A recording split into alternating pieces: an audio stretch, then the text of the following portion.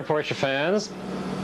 Just got done putting another engine into the Maestro's engine database. I'm the Maestro's assistant. He's off on vacation right now. And while he's gone, we're going to do something for you that he may not like. We're going to do it anyhow. If you've read the Maestro's books, the ABCs and 912s of Porsche engines, Secrets of the Inner Circle, Murphy is my co-pilot, Maestro Chronicles, or the Maestro Spec book, you know how much money they can save you and how you can do a complete engine overhaul on your 356 or 912 Porsche the right way the first time. While he's on vacation, we're going to take you out in the studio and do a complete engine overhaul for you, so you can see how it's done before your very eyes. We'll take a 1962 356B engine with over 100,000 miles on it. We'll tear it apart, take it completely down, take the parts to the machine shop, the powder painters, the CAD platers, etc. We'll bring it all back together again. We'll assemble it completely in front of you, and we'll even fire it up. So let's sneak that in while he's gone, and come with us now to the studio, and we'll take it away.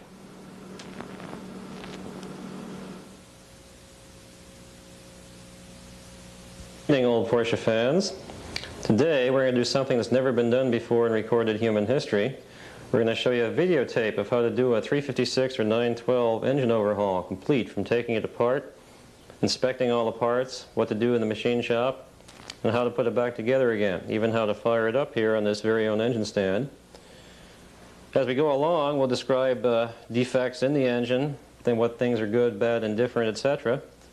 And with that, you should be able to save thousands of dollars on doing an engine overhaul yourself, which in this day and age is something you probably ought to do yourself anyhow, since the local super-duper Porsche shop usually has the best mechanics work on the Arab's 928, or the doctors or lawyers 911 or 930 or whatever, and you get the Volkswagen apprentice to work on your 356.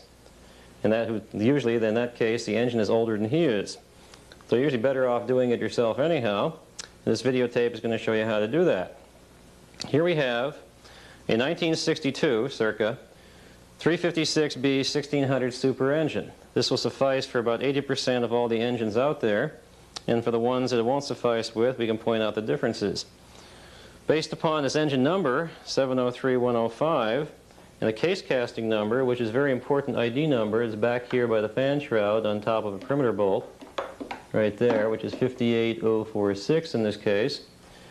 And the Maestro Master database of over 2,000 engine numbers is available in the new version of Secrets of the Inner Circle, or in the Maestro Spec book. We can tell this engine is a early to mid 1962 356B 1600 Super. Let me point out a few things about this engine, because this is pretty typical of what you see these days, these being 25 years old. Note the red paint on the nut, the red paint here on the side of the oil breather can, and on, in fact, the top of the air filters. This overspray from where the outside of the car was painted red. When people paint the outside of the car, they very seldom cover the engine to any great degree. Net effect being that overspray from the outside body color gets transmitted to the outside of the engine also, all over things that were never supposed to be painted in the first place. Net effect of this is to make an ugly engine.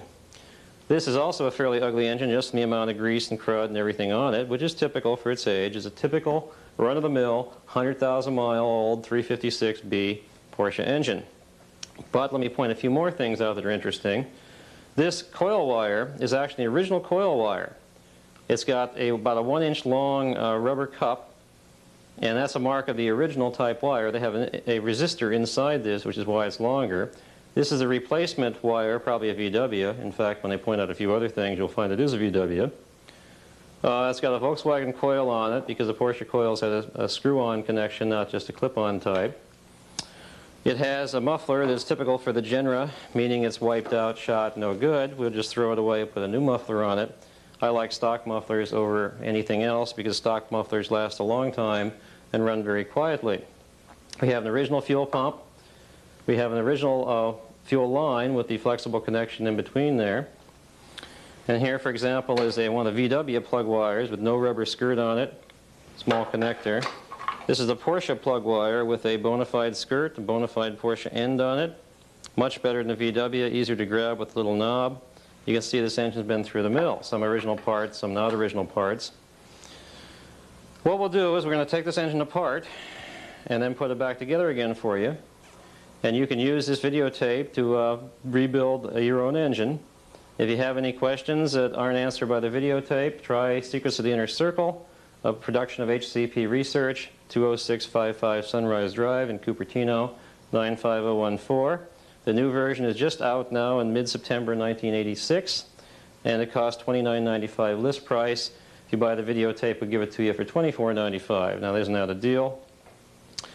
I guess that's all we can do right now, except I have the foggiest idea what's inside this engine. In fact, it's been overhauled. It can be told by one of two things. One, there are 11 nuts, 8mm nuts, that hold the third piece on to the main case halves. And these are normally, and supposed to be, 12mm across the flat. That means a 12mm wrench will take them off. In this case, these are 13mm across the flat, I've already checked, which means the third piece the nuts have been removed, which means the third piece has been removed, which usually means the engine has been overhauled.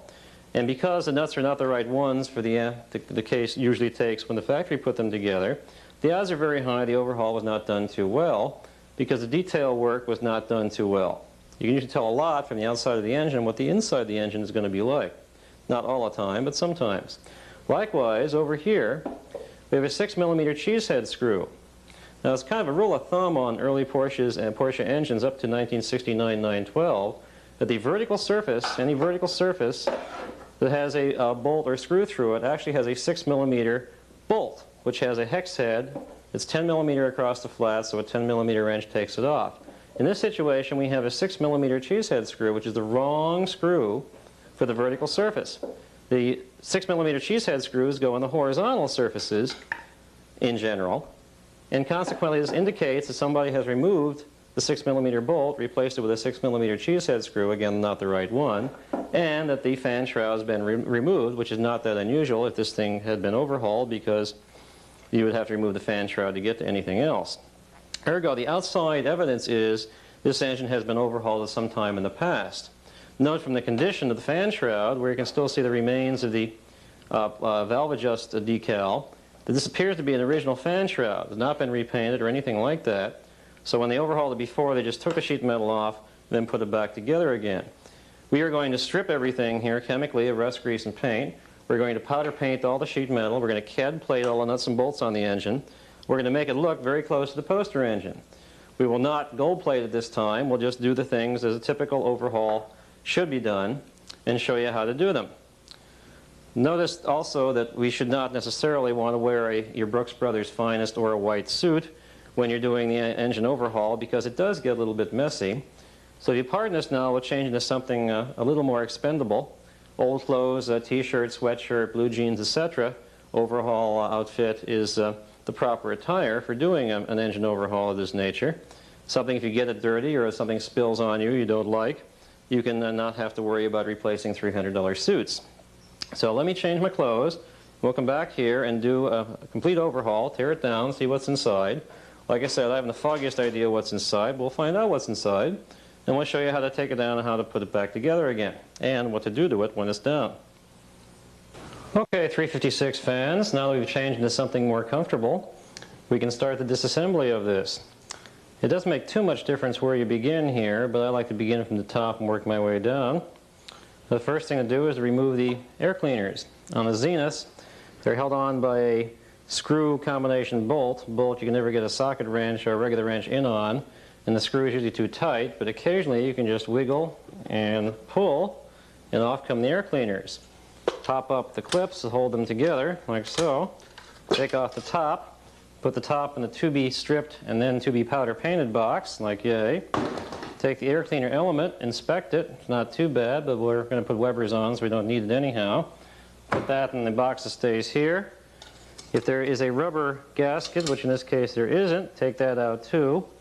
And with nothing else left inside, put that in the to be stripped and painted box. Likewise, go to the other one. It comes right off too. Again, take the snaps off, take the top off, put that in the to be plated, to be painted box. Air cleaner cans are not too bad. Likewise, is missing gasket inside. Should be a nice rubber gasket that fits around this hole to seal everything and hold the air cleaner tight, but there's not in this case. Another example of the guy before you. That goes to be stripped. And now we have the engine fairly naked. Another trick I'm going to show you here disconnect the linkage. Now you can pull on these things and maybe they'll come apart and maybe they won't, but what's easier is take a 10mm wrench, open end, stick it in between here, twist like that, and off it comes. Likewise down here, like so. This is going to be stripped and plated, so we put this in the stripped and plated box. Okay. Go around to the other one, take that one off. It's very easy when you know how, isn't it? And there's one in the front of the fan shroud, done the same way. It's for the bell crank lever. Take that off and put that in the to be stripped and plated box. I guess the next thing we should do here is take off the fuel line, and we'll take the carburetors off, take the sheet metal off, lift the fan housing off, and go from there. The muffler is almost always the worst part because they're rusted permanently underneath here where the muffler pipe joins the J-tube. And I'll explain that a little further when we get to it. I may as well take the dipstick out now. Check to see if there's oil in the engine. Yes, there is, so I have to drain the oil. Put that in the to-be-plated box. Now let's take the fuel line off. On Zenith, a 17mm across the flat wrench will take off this, and we happen to have one here. Open end. Unscrew it. Take it out. Note the crud and corrosion on it and everything else, which means the carburetors have a lot of crud inside. Another good reason for changing over to Webers. Put that to be plated. Go around to the other side with the same wrench. And take this one off.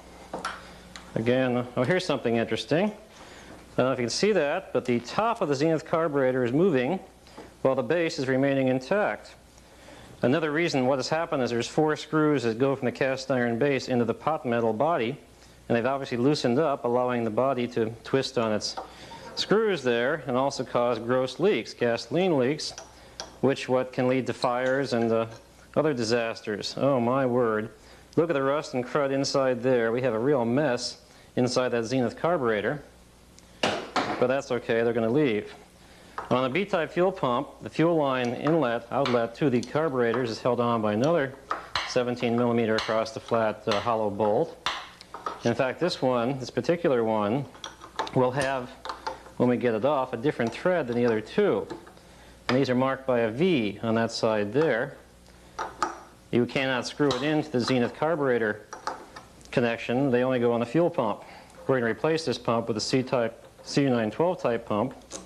And look at the crud in that. Boy, what a mess that is. Good thing we're doing an overhaul on this.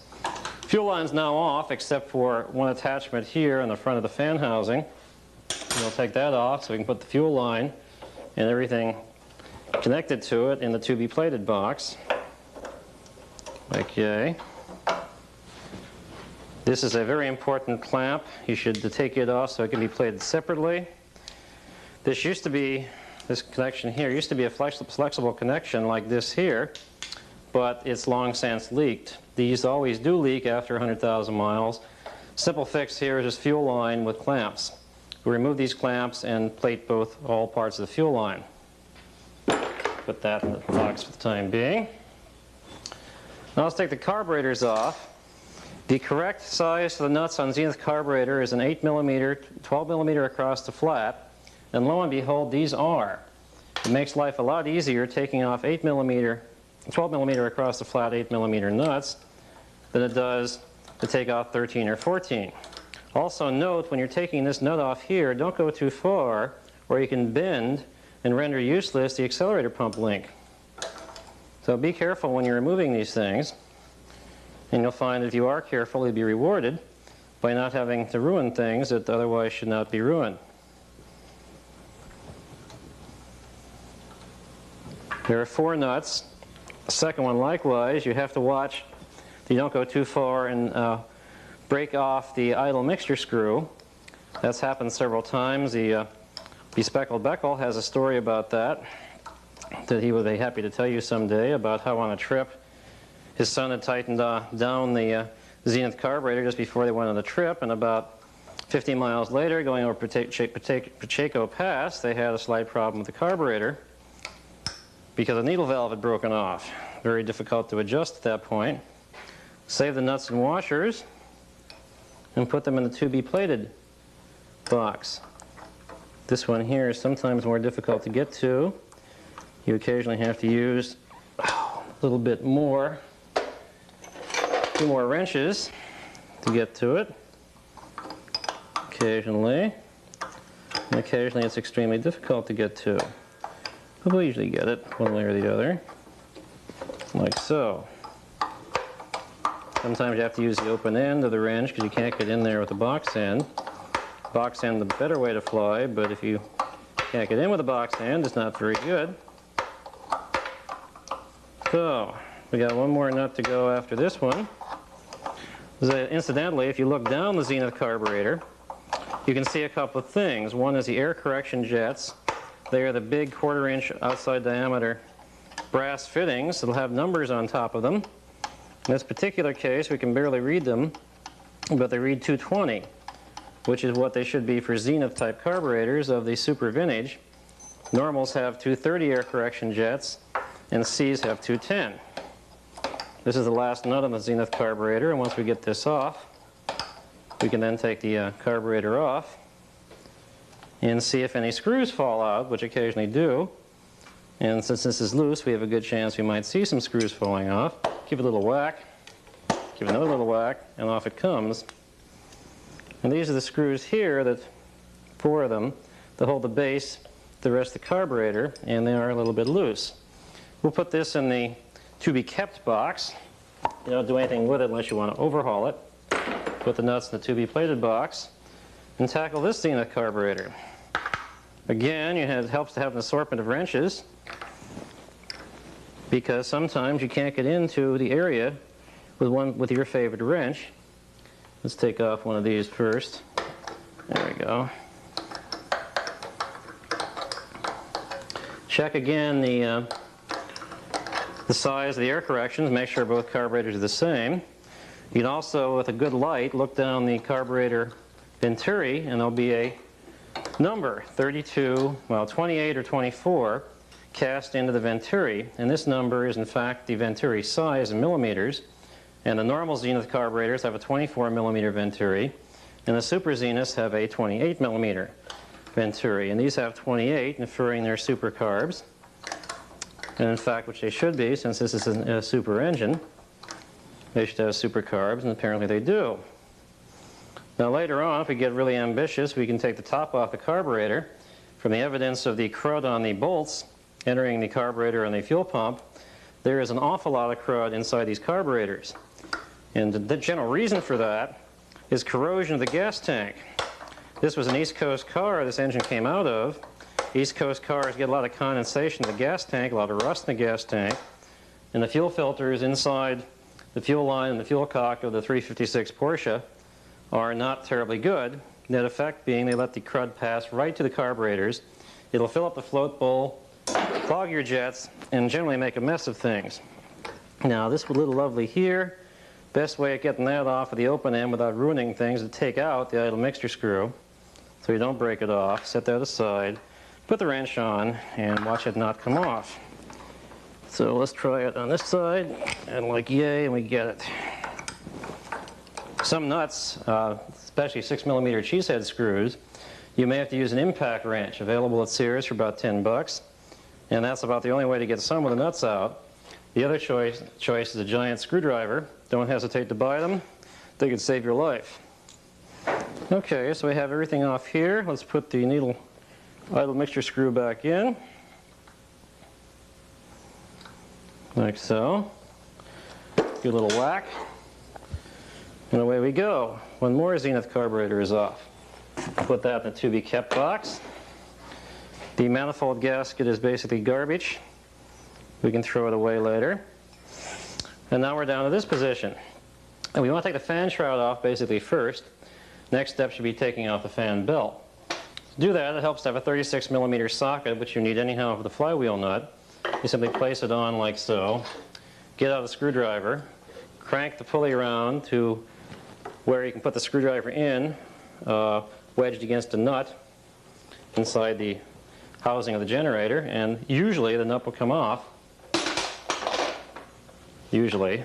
If it doesn't come off, you can cut the fan belt and take this whole assembly down to your local machine shop that has an impact wrench to remove it that way, so you can always get it off. You have to take the fan belt off though to get the fan shroud off to continue the engine disassembly. Take off everything here. The fan belt can be used for a spare if it's still good, but we'll put a new one on it. Take off all the washers, put them in a to-be-plated box. See if the generator spins, which it does. Wonderful, it's in pretty good shape. Next step would be to remove the wire on the coil, both the primary wire and the secondary. May as well take off the fitting also. Put that in the to-be-kept box, so we'll put new wires on it. Now you should open, or at least loosen the nut on the oil filter can, because it's sometimes very tight, and you use your universal metric wrench for that. This one wasn't very tight, but what the heck. Good idea at this point to take it off and look at the top of the oil filter. Because the top of the oil filter acts like a gold miner's pan, and any particles that come in the engine eventually can end up on top of the filter. If you see a lot of little particles, either bronze colored, copper colored, or aluminum colored, that's pieces of bearing, or in some cases case. All we see here is basically crud, which is good. That means that generally the engine may be in pretty good shape inside. Put that back loosely for the time being. Get about 12 millimeter across the flat wrench and disconnect the oil lines to and from the filter. Yeah, unscrew them a little bit, break it loose. Take it off, wiggle it back and forth, and it pops out.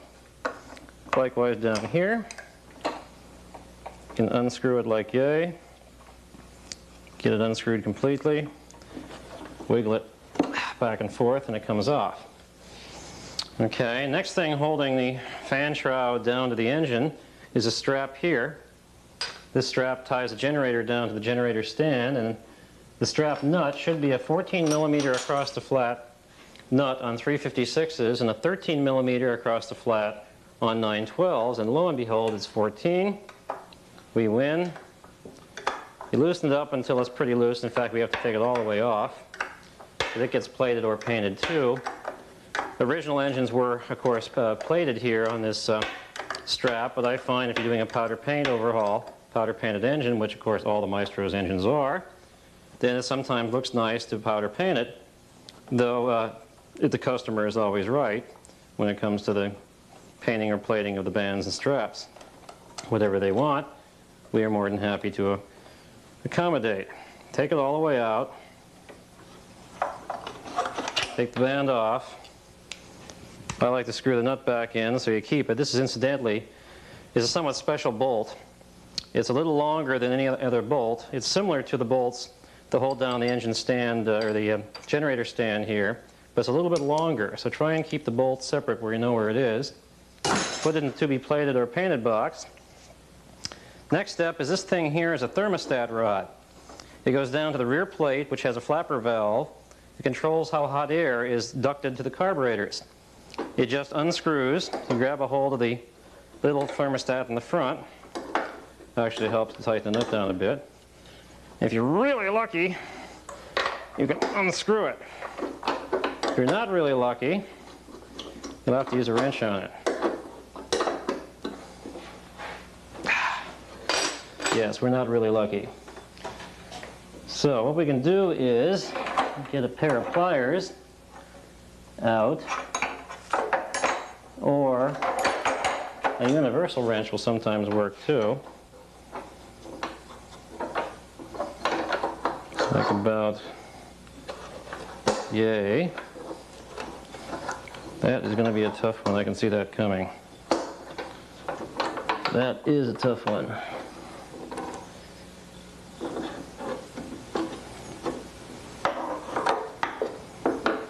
We may have to deal with this a little later.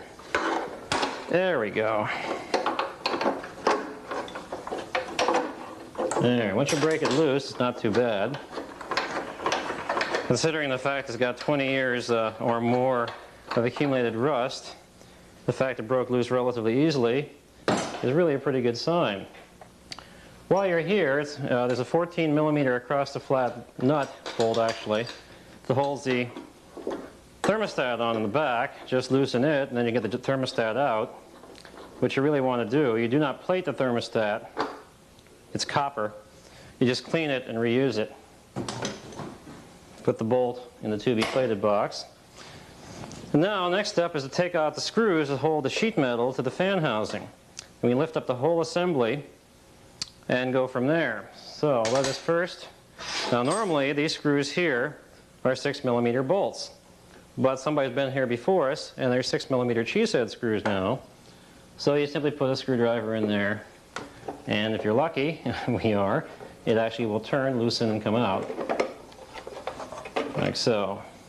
Now most of these 6mm screws are cheap and can be replaced with new ones, which is a good thing to do. Buy a few hundred of them. They'll come in handy for all kinds of things. Likewise, this one here is a screw, but it does come out without too much effort. And there's likewise screws on the opposite side of the engine. In fact, one is missing here, making our job all the more easy. Take that out. Now about the only thing that's left are these screws, these bolts here. In fact, they should be 6mm bolts with a screwdriver slot in them, but they're not because somebody else has been here before us. So you take them out with a 10mm across the flat wrench, like a.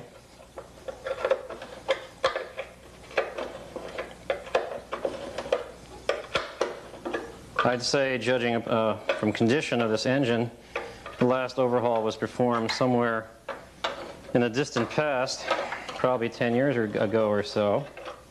Take that one out. Take the other one out here. And while you're actually over on this side, you may as well take out the 3 6mm bolts that hold the spring plate that holds the top linkage crossbar, because all those have to be removed. We're going to plate everything there. Take out the 6mm bolt there, put it in the to-be plated box. Take these 3 out, and then both the spring plate and the top linkage crossbar will come off. Note that this is a messy operation. You're going to get dirty. It's a good idea to wear gloves, but if you want to feel your engine, it helps not to wear them so you can sense what's happening to your poor little engine there. It also makes it easier for gripping things. Surgical gloves are a very good idea. So your doctors in the audience already have a good access to surgical gloves. I suggest that you pick up a good dozen or so and from the hospital and bring them back to your engine. Okay, now if we got everything else off, and in late 912s there is another bolt right here that holds the top mount of the oil cooler to the fan housing. 356s don't have that unless the engine has been overhauled by the factory after 1967. This one was overhauled by somebody other than the factory. So you grab it by the fan shroud here and the generator here, wiggle a little bit, pull up, and lo and behold, everything comes off.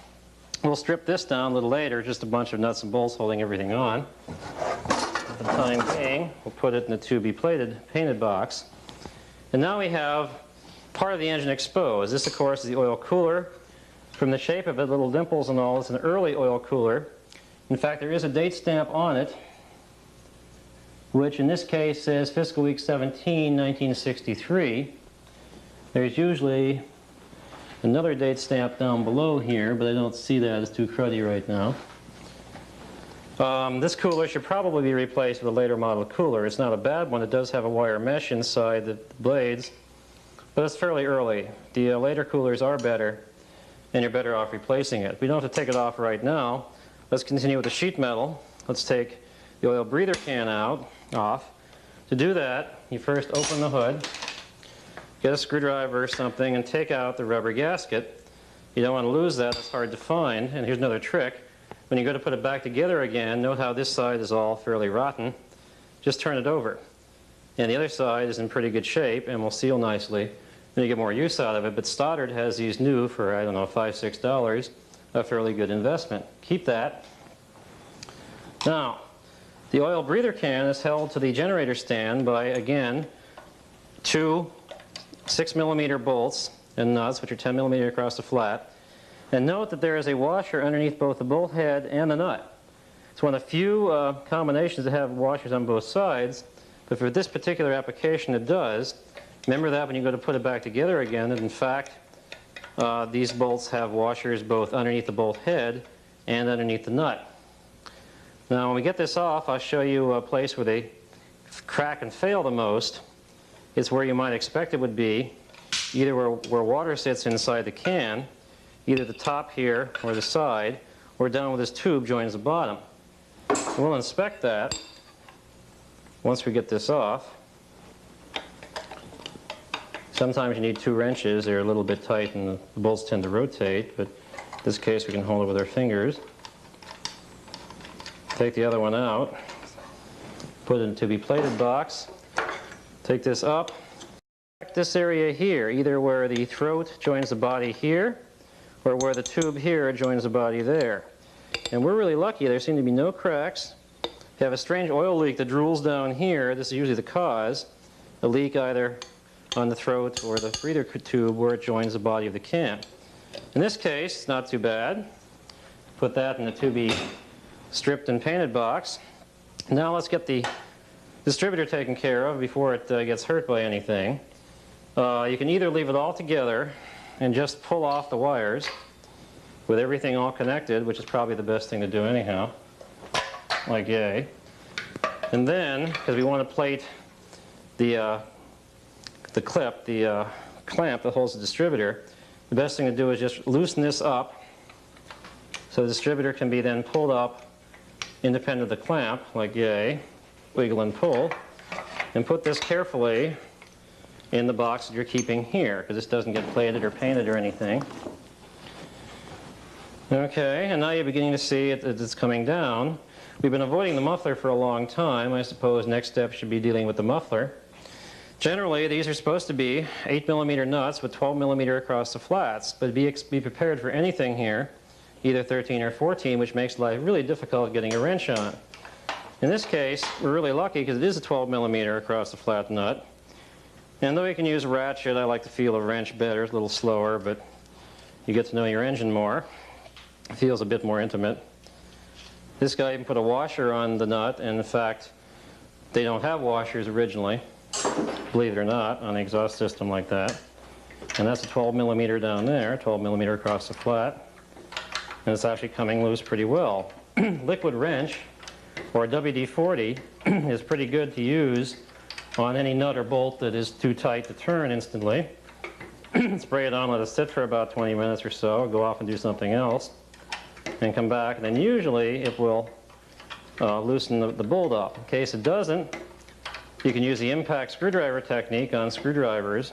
If you have an impact wrench with air, that's wonderful, but most people don't. The other choice, of course, is a chisel, hammer and chisel, where you take the chisel and apply it to the hex of the nut in such a way as to loosen it. And if you do it properly, you will get it off without damage to the stud. The nut's expendable. And this one here is actually loosening up. Boy, we're pretty lucky today here.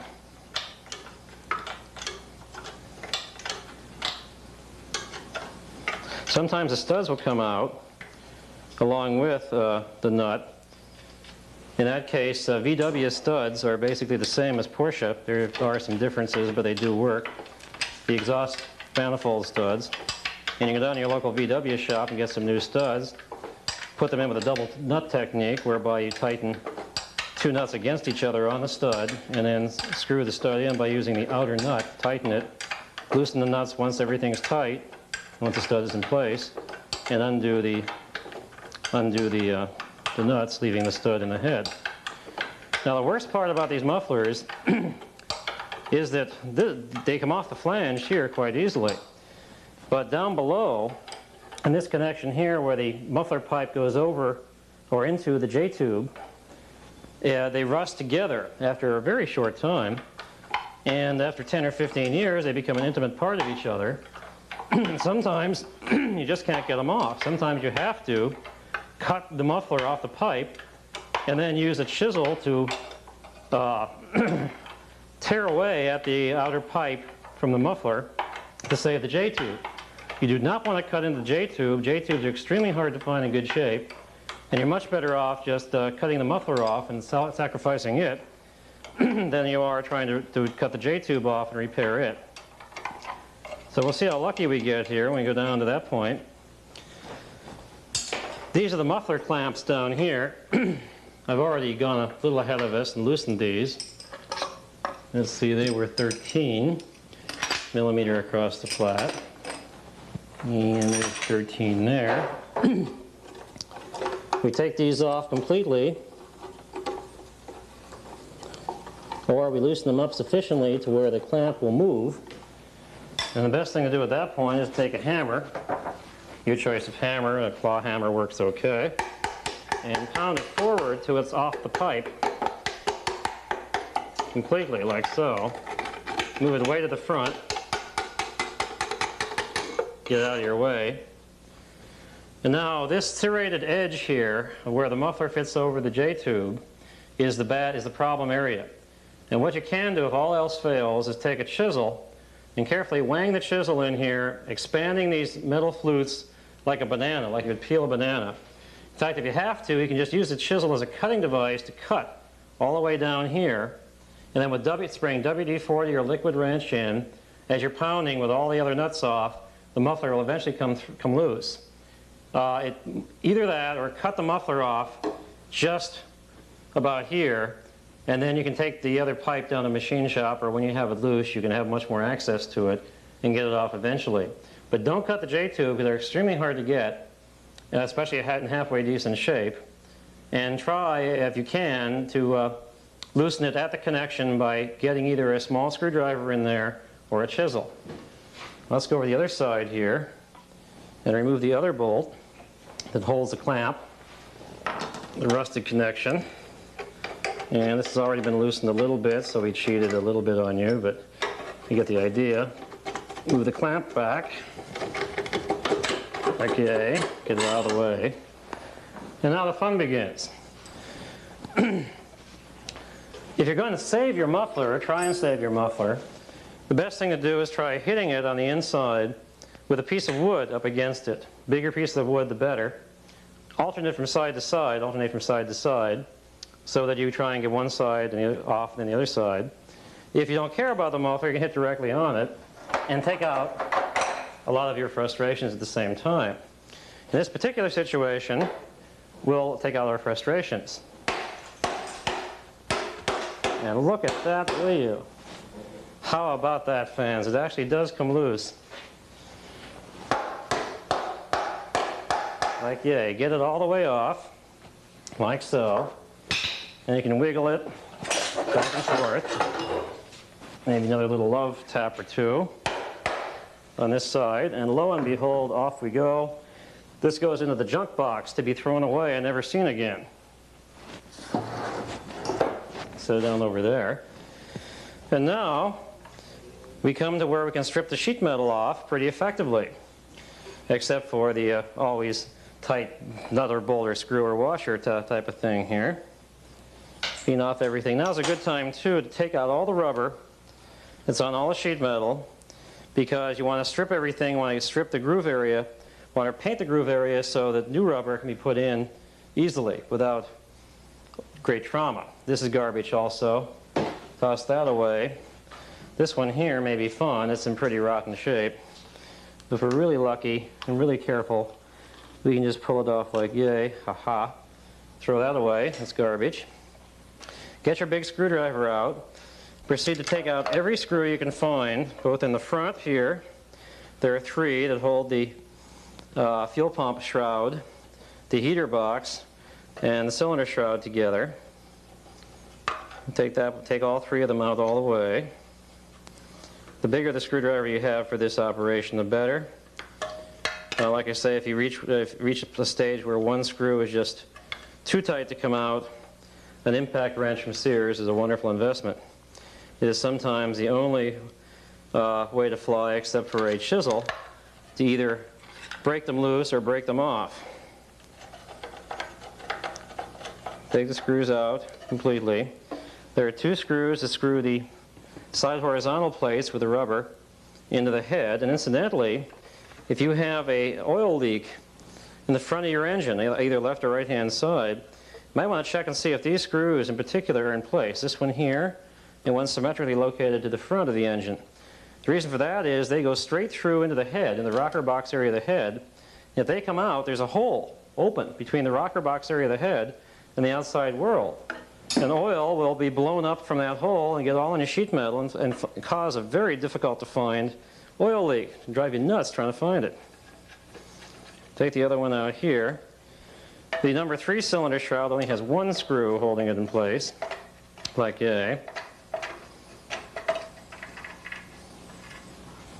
It is usually more efficient. Well, we can take this off since we got it off. Put that in a 2B stripped and painted box. Usually more efficient to go around with the screwdriver to all the screws first before you pull everything up. But if you can't wait, you have my permission to just pull it up now. Like, yeah, you take them all out. This dipstick shroud is actually, I'm actually amazed it's installed here, because usually on an overhaul it's not done by anyone who is concerned about their engine. This piece is easily lost, forgotten, or left out. And when it's left out, it looks ugly, for one thing, and it actually causes the engine to overheat somewhat, because all the sheet metal should be in place and intact when you're doing an engine overhaul, because these are air-cooled engines. And now we have a real goodie here. The first thing we do is tighten down the engine stand so it can't go anywhere. Looks like it's cross-threaded.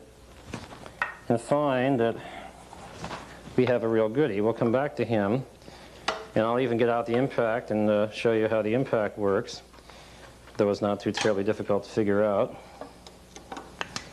Get out all these. We'll take everything off we can. At this point, too, we should remove the fuel pump, since it's going to be in the way anyhow, and it has to come off at some point. So we'll remove the whole thing. You can take just the line off, which we may as well do anyhow. The 17 millimeter wrench needed for this part of the line, and a 13 millimeter, 13 or 14. Get both out to be sure. This is a little tricky. You should hold that part of the wrench, or that part of the nut, as you loosen up this part, like yay. Otherwise, you can strip either the connection in here on the block or the connection there on the fuel pump. So loosen it up, like so. And this line should also be plated too, so we'll put that in the to-be plated box. Tight to the last thread. Some of these things are always tight to the last thread. Like yay, to be plated. Now for the fuel pump, since this is a 356, you have to take out the fan shroud. And then we may as well take these pieces off now. Show you how they come off. You have to wiggle them around the pump a little. That should pop up like yay. Just comes off like yay.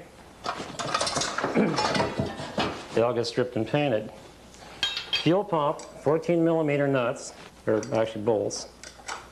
Loosen one up, go to the other side, and I see he's put a 13 millimeter in there. Wonderful. Like I say, when you're dealing with an engine overhaul, been done before, you have to be prepared for almost anything. And in this case, one was one 13 millimeter bolt, one 14. The factory would never do anything like that, but you'd be surprised at how many other guys who overhaul engines don't care about the size of the nuts and bolts. Or washers. In fact, even the washers have a unique setting arrangement throughout the engine. This is a B-type pump. Excuse me. It's you can see the crud inside from the fuel tank. There's rust in the fuel tank, etc. Lots of grease in here to lubricate the mechanism. A lot of monkey motion. I don't like B-type pumps, and they're hard to find new anyhow anymore. 1986. I replaced the whole assembly with a C912 pump that works just really nicely for 100,000 miles and looks better. So we keep this, put the bolts in the 2B plated box. Okay, and we'll deal with that screw later, but meanwhile this is number 3 4-side cylinders. Incidentally, the cylinders are of course numbered. The right front is number 1, the right rear is number 2, the left front's number 3, and the left rear is number 4. We'll take this head off and everything off this side, and then show you that side if we find anything unusual. So next step now is remove the J-tube and heater box assembly. That's held on here normally by a 12 millimeter across the flat nut, but in this case it's 13 because somebody has been there before us. The bottom one is likewise a 13, but it's actually fairly loose, so we can get it out without a lot of swearing. Now's a good time to check out the cylinder fins and look for any mouse nests, rat nests, bee nests, or anything else that might have taken up habitation in your engine. Check out any cylinder fins that are broken. These fins look pretty much intact. Check out any evidence of leakage from carbon forming. Don't see any there either. We may be in luck. This actually might be a halfway decent engine. The chances of getting a halfway decent engine are something on the order of 50-50. Half of them are actually pretty good, considering their age, and the other half have been butchered by turkeys who just don't want to know, or just don't know how to do the job right, or don't care, or both. Take out the second nut here on the J-tube, and you can then take the J-tube and heater box assembly off as a unit, where they can be plated or painted as a unit. Move it straight down. This is a double flapper heater box, which it should be. Supers of this vintage, Supers, Super 90s, All Cs and SCs, have two flappers, one here and one here. They tend to exhaust the air more straight downwards, and they make for better cooling of the engine. So they are better, and this is bona fide the original. Take off the clamp to be plated, put this in the to be painted box. Put the nuts in the to be painted box.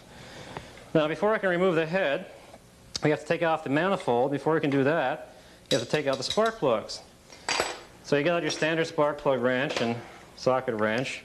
As far as tools go, Craftsman from Sears is pretty good. I kind of like it. Snap-on makes excellent tools. They're pretty high priced, but they are good tools. Stay away from the El Cheapo Indian, Taiwanese, etc. They're not very good. This is a Bosch 225 T1 non-extended tip spark plug. Not too bad. You can tell a lot of the condition of the engine by what the plugs look like. In this case, it has carbon on it, but it's not fouled badly. It's actually in fairly decent shape, so maybe the engine inside will be. Number 3 is always the cylinder that suffers the most. It runs the hottest, gets the poorest cooling, has the most trouble with poor gas, which we now have throughout the country. But in this case, the plug actually looks about like the number 4 plug did, and not too bad. We'll save them, put them in the same order you took them off at. And now we'll get down to taking off the manifold. Generally, you'll find that this bolt on the 356 is a 14 millimeter across the flat. These nuts are usually 12, but can be anything if somebody else has been there before us. So be prepared with 12, 13, or 14 millimeter sockets to get everything off. That is indeed a 14. Take it out. This is a special bolt too. You might want to label it. Its length is about the same as the perimeter bolts here on the case, but a little bit longer. And if you use a perimeter bolt in here, it's not long enough and tends to strip out the hole.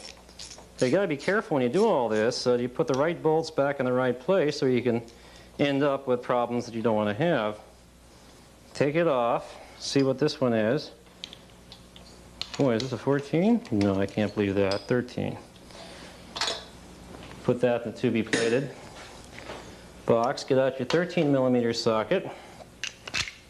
Okay. Now you can use air if you want to here, but like I say, then you can't say your engine has been hand assembled. You use air wrenches or power tools to get things off. And you won't have as close and intimate contact with it, and therefore it won't run as well. Okay, take this off. There should be washers underneath them, and of course in this case there's not. Thanks to the guy who was there before. Whack the manifold a little bit. Pull it off and see if they used the right gasket. And amazingly enough, they did. You'd be surprised at how many people put in a small diameter gasket, or occasionally 2 gaskets, or all 3 gaskets in the gasket kit here. You should use the gasket that covers the manifold right and covers the head right. And if the manifold and head does not match, you got either a mismatched manifold or head. It's better to port the head of the manifold to really match everything using the gasket as a template. We'll get into that a little later when we talk about that sort of thing. Put this in the to be kept box. Put the nuts in the to be stripped box. And now our head is basically ready to come off here once we take the necessary fasteners and rocker crane out. Pop the valve cover off. Note that this is the ball type, which Supers had, and it's the correct one for the engine. Note also But this is a super rocker train. It's got an aluminum stand, and all the rockers are held in by funny shaped saddle washers with nuts. The normal type engine rocker train is a cast iron stand, not aluminum, and the rocker shafts are held in by circlips. So you can always tell a super from a normal just by seeing what type of tie downs the rockers have. This is what it should have. It should have this type of tie down for a super. The way to get this off, in fact we want to take them all off because we're going to disassemble the rockers, polish the shaft, and make sure there's no defects in either the rocker end here where it touches the valve, it can pit, or the rocker shaft itself, because when it rotates, if you get dirt inside, you can score the shaft. So the first thing to do is to go through and loosen all the valve adjustment nuts, because you're going to have to readjust the valves and when you put it together, and it's a good idea to take these things out to clean the rockers anyhow. And there's no better time to loosen these things than when they're all tied down to the rocker stand. So loosen them a few turns so you can get them off later. And then go through either with a socket or a wrench and loosen all of these, or take them all off. And now is the time. If you want to, you can mark your valve cover, even though the valve cover should be plated. You can use a container or a Ziploc bag. In fact, if you're nervous about which nuts and bolts came off of which part of the engine, use Ziploc bags or plastic bags or something and label them with what parts they are inside. Put the saddle washer in there. Check the rocker here where it contacts the valve, and this one is nice and smooth, no pits. That's good because these are getting hard to find in good shape. Put that inside. Go to the next set of nuts. Helps a little bit too if you break them all loose first and then loosen them evenly, especially when a valve spring is compressed. That tends to minimize the stress on everything as you undo them. So give them about a turn or so in the off direction as you go from one to the other. Okay. This is the intake rocker stand. It's held on by 3 studs and nuts. Normals with a cast iron stand only have 2 supports, and that's why they changed the supers, which are actually better. Being the super is better than normal anyhow. Take off everything now. Loosen them evenly here until the valve spring is no longer compressed, and you can take them off like yay. Now the intake rockers have a slightly different ratio than the exhaust rockers do, so they tend to pit the most. So once you get the intake rocker shaft off, look and see if they're pitted. And over here, we do see a little bit of pitting. It's not bad enough to warrant replacement of the rocker. We can take a file and either hand file it, it takes about 10 minutes to do, to where it's all nice and smooth again and the pits are gone. We'll take this rocker shaft apart and make sure it's okay. And now we take off the last rocker, which is the number 4 exhaust rocker. It's not, the valve spring is not under compression, so we can just take it off pretty easily. Take it off and check out this rocker contact area, and it's smooth and fine and no pits. Pull out the push rods. Look for anything strange in the push rods, like bent push rods. Now here we have something interesting. It looks like one push rod's rubbing against. The push rod tube itself has little convolutions in it. It looks like it may have been rubbing against part of them. You can check that out a little later. The factory actually says about this vintage that when tolerances sum unfavorably, this can actually rub. So put them carefully in the rocker cover for the time being. You can also take, you can take off the bail. It's called a bail. It holds the rocker cover on. If you get one loose, you can usually wiggle the other one back and forth enough to where it comes off, and stick that in the to-be plated box. Now, to get off the super rocker stand, there's 3 bolts. Tie it down, and they're 15 millimeter across the flat. So you get out your 15 millimeter across the flat socket, put it on yay, and they're torqued to 29 foot-pounds. They can be kind of tight. Again, it helps to break them all loose once before you take them off. Like yay. Now you don't have to plate these, nobody sees them, but I like to plate them anyhow. Makes them look a little nicer and gives you more of a feeling of accomplishment.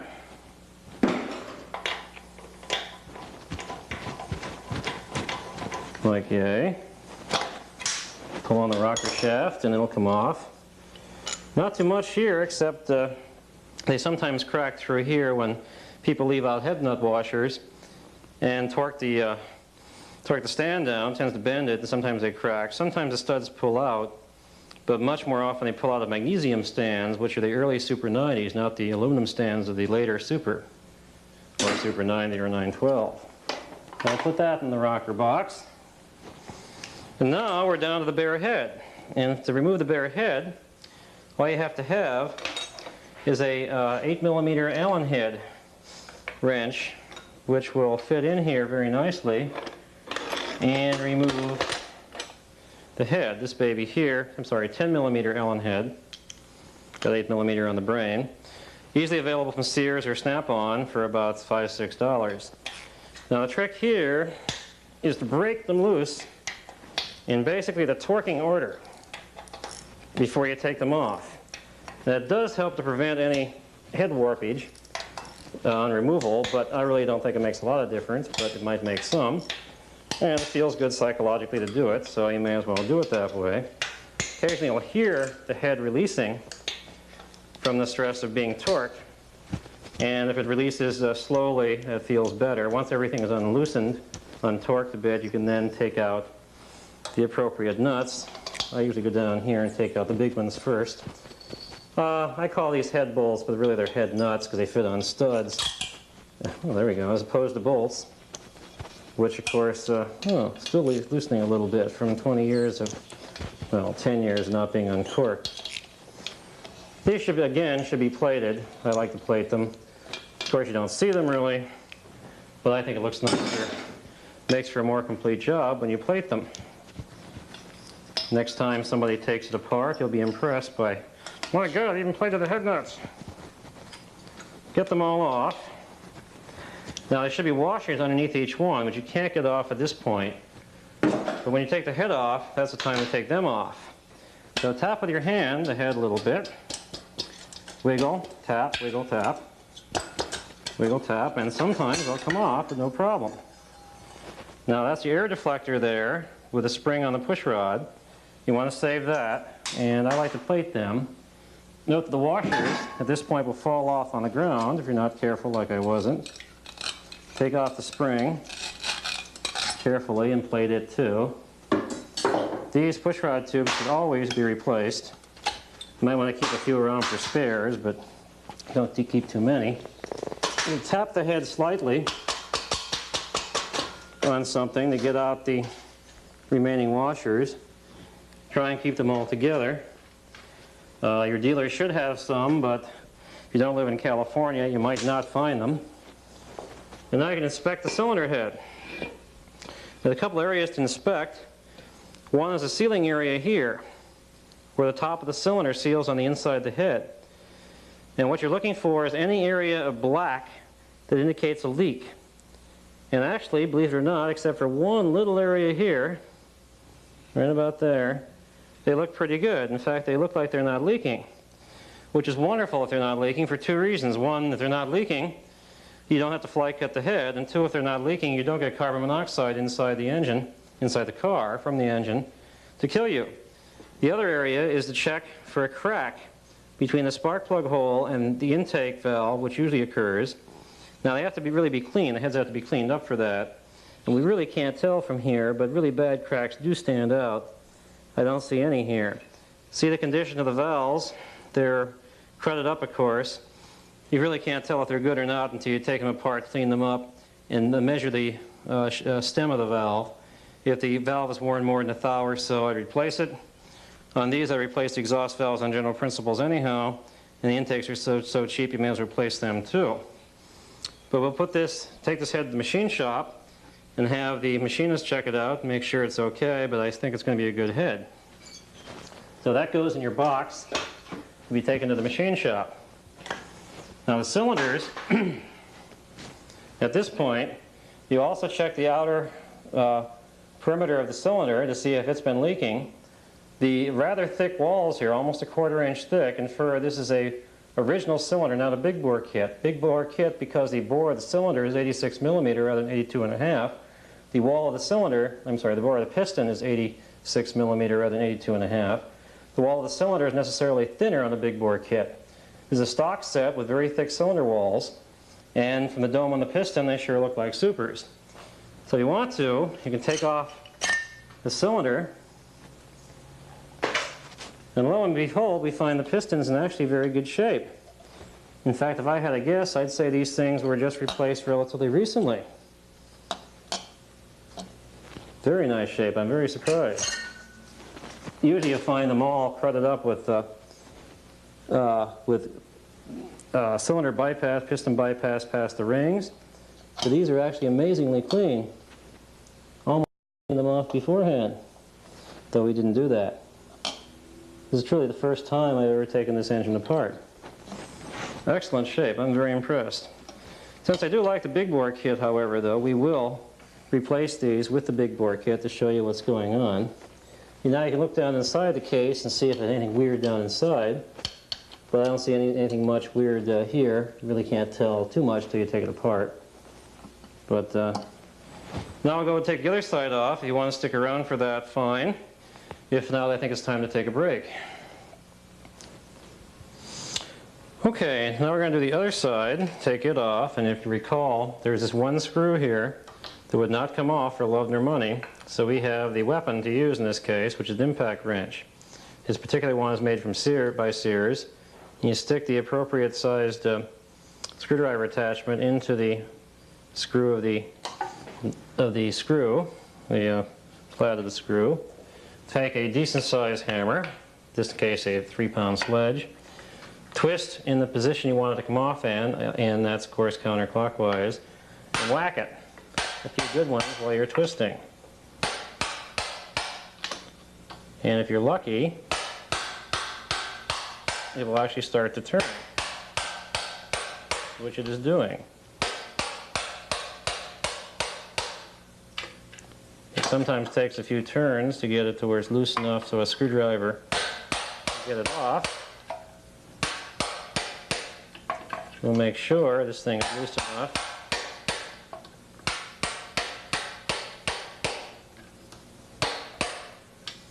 Let's try a screwdriver on it now. And how about that, sports fans?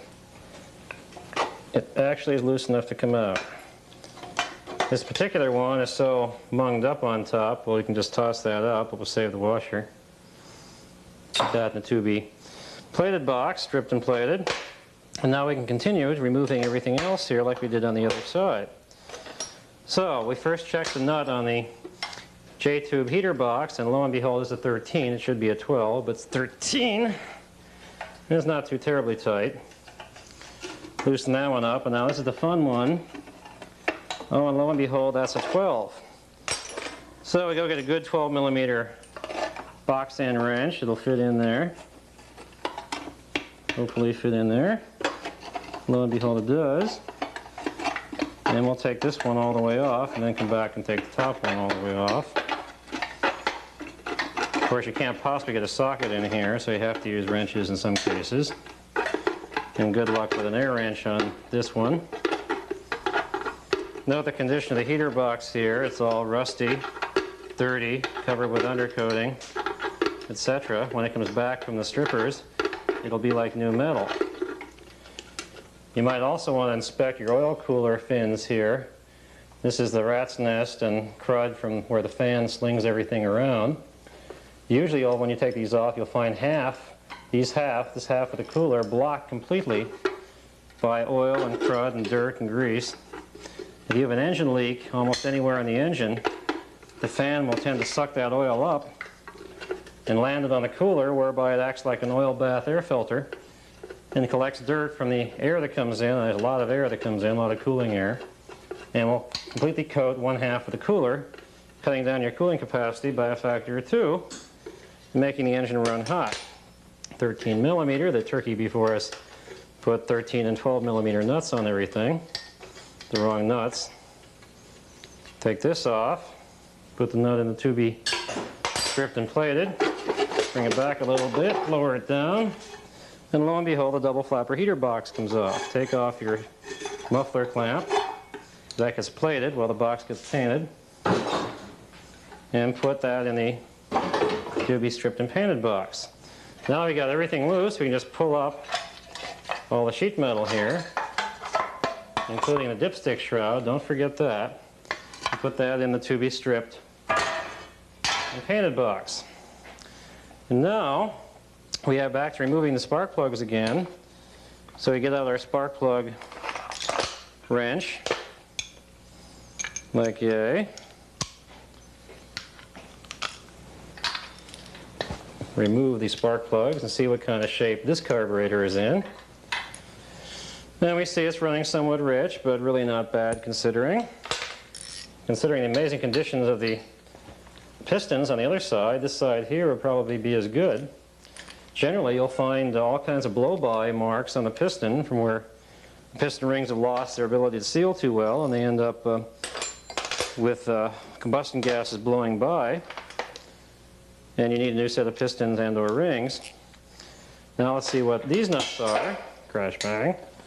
They're 13 millimeter there, so we'll loosen them up. And it'll be 14 on the other bolts, so we again know that the man before us, or the rebuilder before us, whoever he might have been, used the wrong types of nuts and bolts on things. Oop, 15. We don't want a 15. We want a 14, baby. Lo and behold, it is 14. And when this comes off, the manifold will come off. And then we can take the rockers and head off.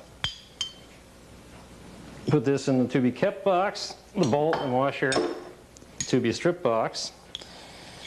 And now we can proceed to take this side off. Take the rocker box area off, cover off. Again, go around and loosen everything. Actually, what you should first loosen is the rocker adjusting screws here. 1, 2, 3, 4. Make sure they're loose. And they are. In fact, you can replace these with VW rocker adjusting screws. They're the same and they're cheap. These are special nuts with a different thread than the rocker adjuster has, so don't get these two nuts confused. They're very similar. They look almost identical, but they are different between the adjusting screw nut and the rocker tie-down nut. So now go through and loosen all of these, and then you can check and see if there are any valve springs that are compressed. In this case, we don't have any on this side that are compressed. We're lucky. So you can just go ahead now and take all these nuts off and take all the rockers off, because we have to disassemble them, check the shafts, polish the shafts, clean everything, and put everything back together again. Look at the end of the rocker where they touch the valve, and you can see that in fact that's in pretty good shape. And it's not pitted. We have a winner. Take the rocker stand off, intake rockers off. Here. Put everything in the rocker box for the time being. Okay, now look at this. Here's one that is pitted. Intake rocker that does have some pits in it. A little worse than the other side, but we can salvage this rocker. If this were really badly pitted, we would have no choice to either get another rocker, either new or used or in good shape, or to have this hard chrome, hard welded, and then reground back to stock, which is a hard thing to do and not many machine shops can do it. So I'd recommend highly, if you had a rocker that can't be saved, you get another used or new rocker rather than try to save the old one. But this one here can be saved by filing it down carefully. Don't use a grinder. If you use a grinder, you'll end up with taking too much material off or overheating it. Use a hand file and dress it. It doesn't take that much effort. It takes about 10-15 minutes to do. And you can save your rocker that way. Okay, let's take this exhaust rocker off. Look at it, and it looks fine too. That's not too bad. We only have 2 rockers out of 8 that are even moderately bad, even those aren't too bad. So this engine looks like really a rather low mileage engine, perhaps only as low as 100,000 miles, which in a 356 or 912 is indeed a low mileage engine.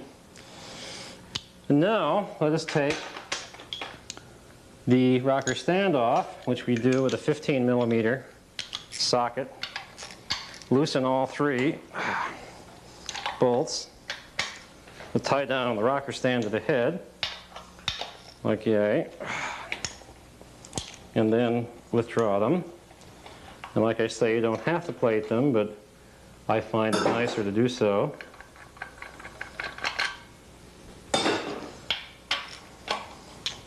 Be careful when you take the last one off, because then the rocker stand is free to fall, and you don't really want to break it, though they aren't too hard to find, swap meets and things. Okay. Throw. Put that in the rocker box. Now is a good time to attempt to take the bail off. However, with the give me a lever long enough and a place to stand, and I can move the world or take off a rocker cover bail. Wiggle and, well, we'll do it a little more effectively here using the lever technique.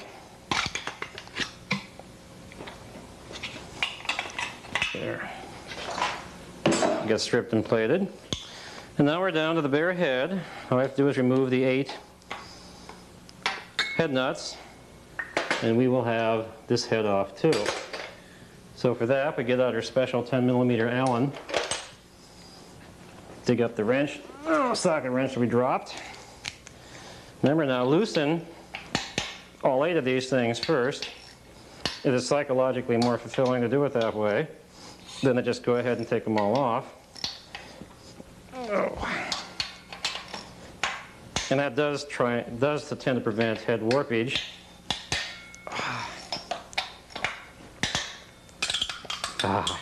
Such a nice sound, relaxation. Okay, take them off, take the head nuts out. I then go down here and take these 4 out.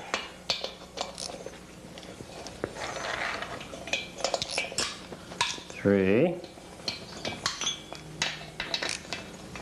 4.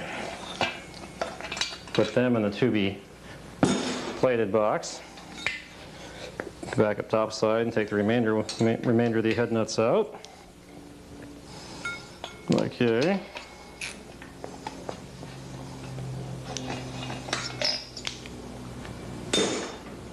Get your wrench down, give the head a love tap, wiggle and pull.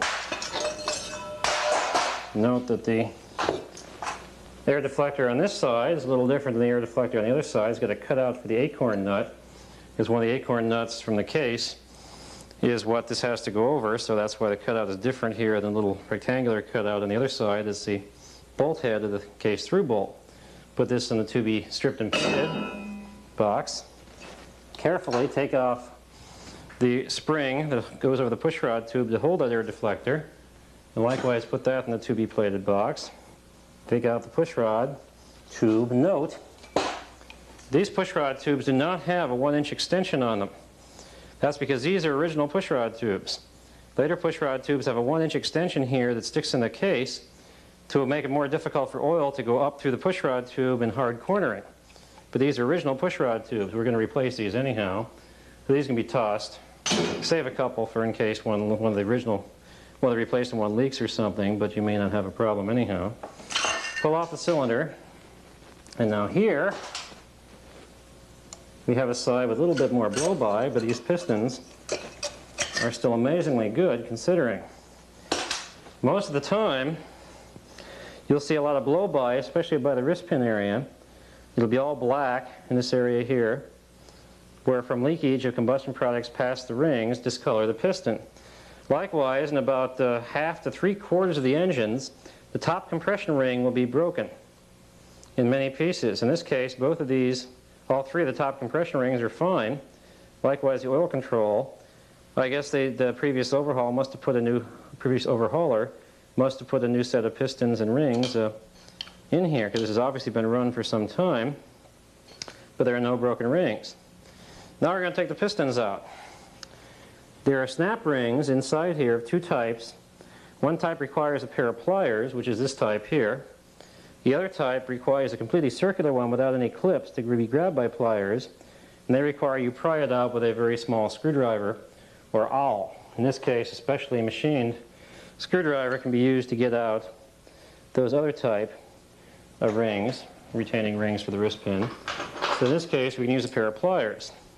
The thing you should do is get the piston out as far as it'll go, get in there with a pair of pliers, compress it, and pull out the retaining ring.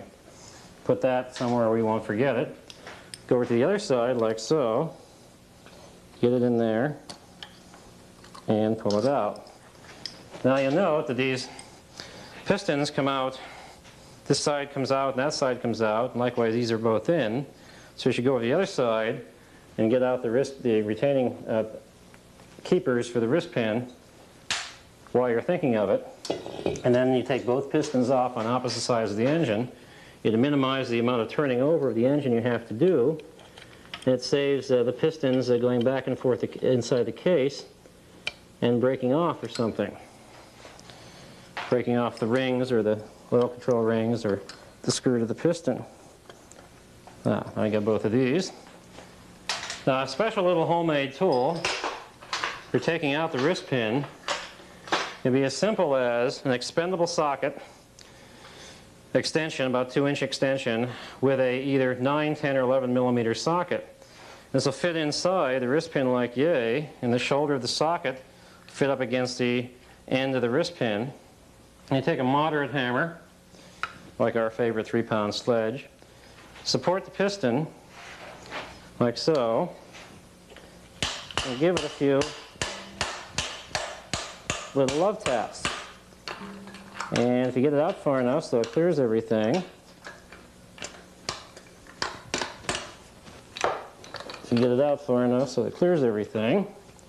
you can then slide the piston out. Now this piston obviously has been replaced at some recent time in the past. It's nice and clean inside. Most of the time when you see this, there'll be all kinds of crud inside here. There'll be crud on the outside of the piston all over. This engine was torn down and pistons put in it very recently. Probably sat around for 10 years after that, but it wasn't too long ago that that was done. While you're here, you can check the connecting rod for any being too tight or too loose or something. And you look down inside the case, you can see things like what type of cam follower it has, etc. But you don't have to do that. We'll take it all apart and show you then. Likewise, having gotten one piston out, you go to the other side and get the other piston out. Same technique. Now it helps to support the piston with your hand when you're doing this, or you can bend the connecting rod. And sometimes neither amount of pounding will work, and you have to use heat. Either a torch or even a light bulb set on top, as Dick Pike's favorite technique is a light bulb, set on top of the piston will heat the piston up enough to where the hole gets bigger and the wrist pin will then come out. These pistons can be reused. We'll put the big bore kit on to show you how that works though, and save these pistons for some other mild engine. We're going to make this engine into one that has a little more power than your average engine. Okay, so then you crank the engine over 180 degrees until these other two pistons come out. Stick their nose out as far as they'll go. Get your pair of pliers in there. Remove the wrist pin clips on both sides. Okay. Go over to this side and do the same thing. Be careful when you do that, because if you let that wrist pin go and it flies up into your eye, you can be called Patch or One Eye. You get a nickname like that, it's not much fun. So either wear safety glasses or be very careful when you're removing these wrist pin retainers because of just what you saw happen there. Get them all out. Get out your little favorite wrist pin remover. Pick the angle that you work at the best. try and support the piston.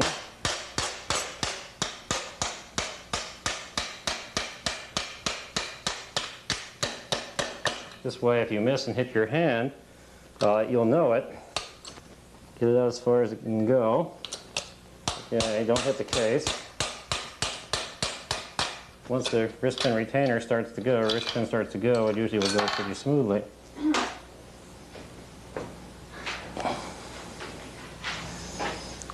Okay, now I'll take the last one out.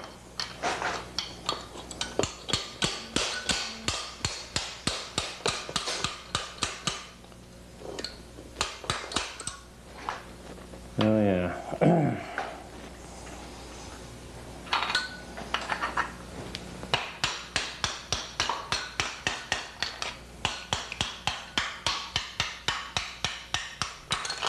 Okay.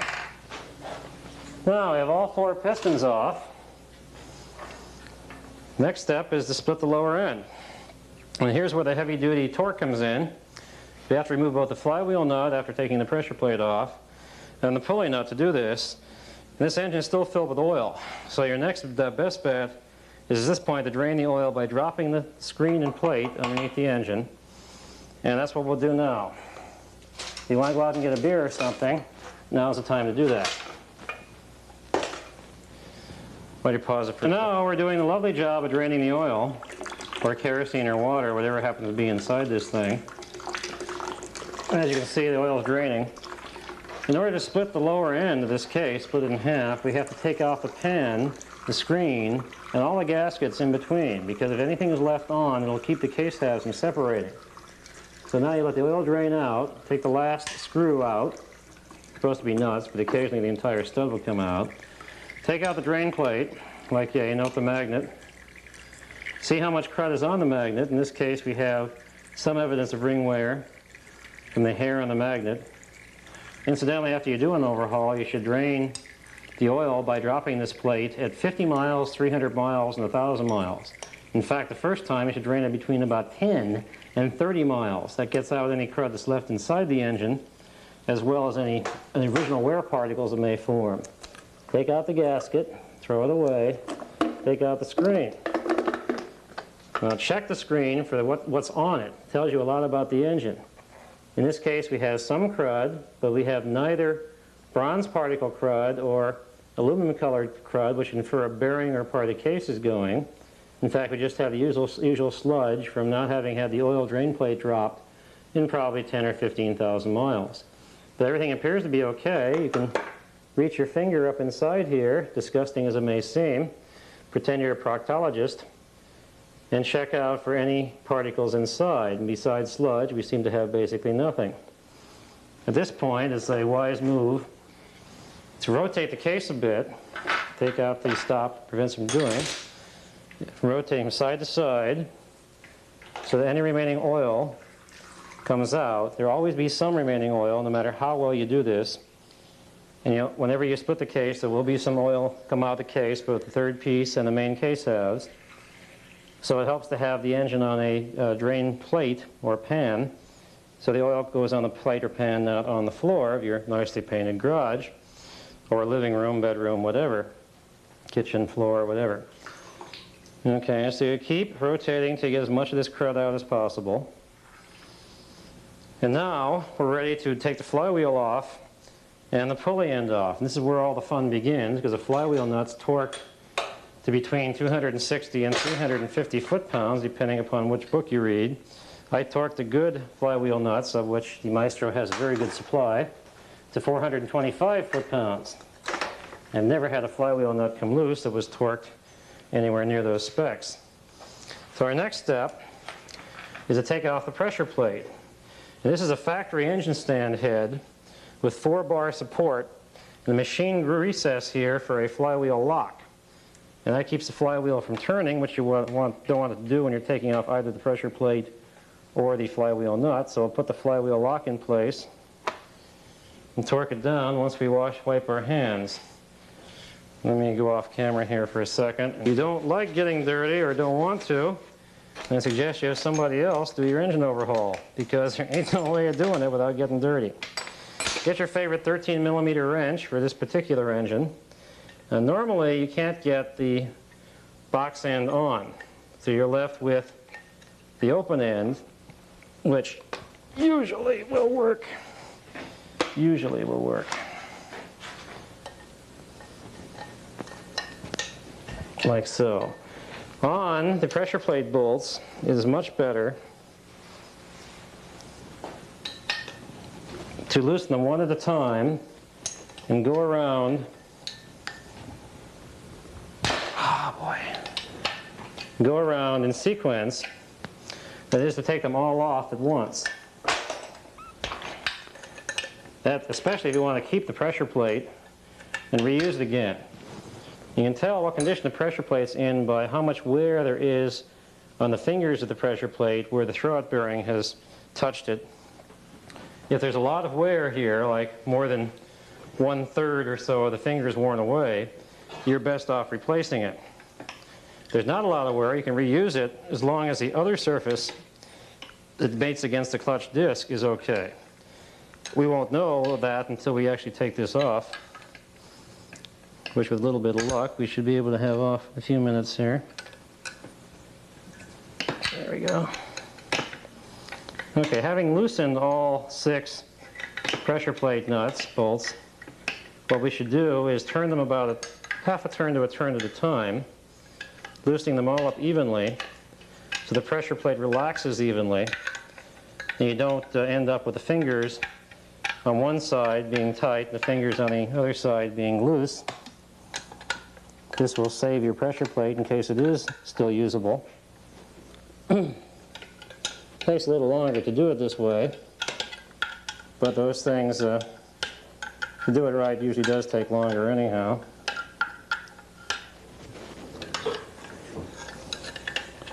I also notice on this pressure plate that there's some weld material here. It appears to be weld material. It's one of the techniques of balancing a pressure plate whereby to balance the pressure plate, you either have to remove mass or add mass. The mass can be added by welding it on or removed by drilling it off. And generally, I think it's better to remove it by drilling mass off than to weld it on, because the heat of the welding torch will usually distort the metal enough to maybe reduce some of the temper of the diaphragm spring, or otherwise make things weak and consequently not work too well. So drilled holes are stress risers, but these things are on the side of the pressure plate. The outer circumference is not under much stress, so it's really not a problem to drill holes to balance it.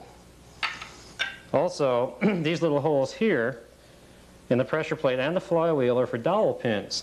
Those dowel pins are used to center the pressure plate on the flywheel so that when you put the pressure plate back on the flywheel after it's been balanced, it A, only goes on one way, and B, goes on with a tolerance of like 1/10,000th of an inch or less, which means it's not off.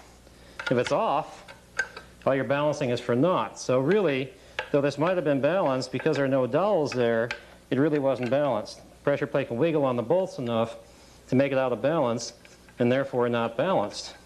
So if you do balance anything, like the pressure plate and the flywheel, you should pin the pressure plate to the flywheel so it always goes on A, the same way, and B, within tight tolerances, so that the balanced flywheel pressure plate combination remains balanced. Now, this is a 180 millimeter pressure plate and clutch disc necessarily. All the normals and supers of the 1950 to 1963 vintage have a 180 millimeter pressure plate. Super 90s from 60 to 63 and all the 356Cs and SCs had 200 millimeter pressure plates, which are a lot better.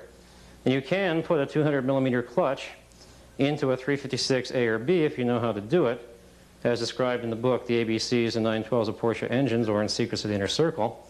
But you do have to use a 200 millimeter flywheel, as well as a 200 millimeter clutch and pressure plate, to get a 200 millimeter clutch. This is a 180 millimeter flywheel. They're readily available and fairly cheap. The 200 millimeter flywheels everybody wants, and they're expensive. We do have some new 200 millimeter Cs and Super 90 flywheels in stock, but they're getting down to where we pretty much can only put them on engines we're building, simply because there aren't too many of them anymore. These are brand new. There are a few used ones floating around too, but used ones usually have wear on the ring gear teeth, which you should inspect the ring gear here for starter gears wear problems, whether the teeth are worn too much from starter gears turning the engine over for 100,000 miles or more.